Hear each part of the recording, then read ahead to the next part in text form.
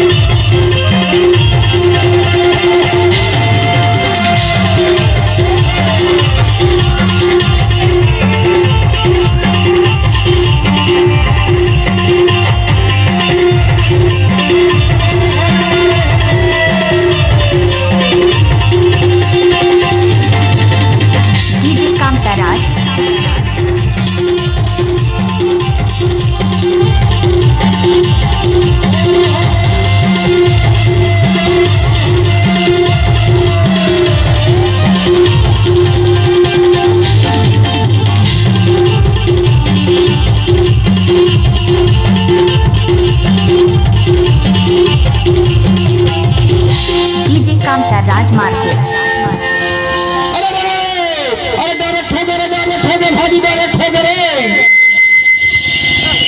इकट्ठा बटन दब के कहा भालू के भालू अरे भालू अरे भालू अरे डिस्को डांस दिखा दे मेरे भालू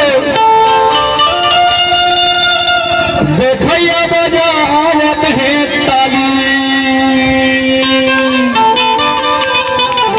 ताली तरी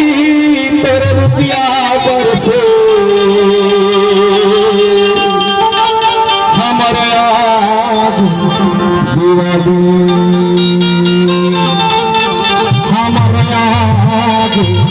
दिवाली छोटे किसानी भालू की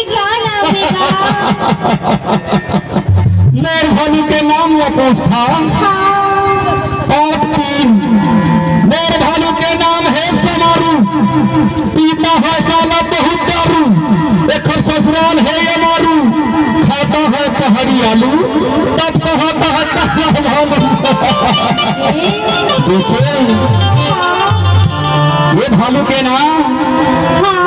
अभी भी हाँ नहीं है वो कुंवारा है ऐसे बहुत खतरनाक भालू हो जाता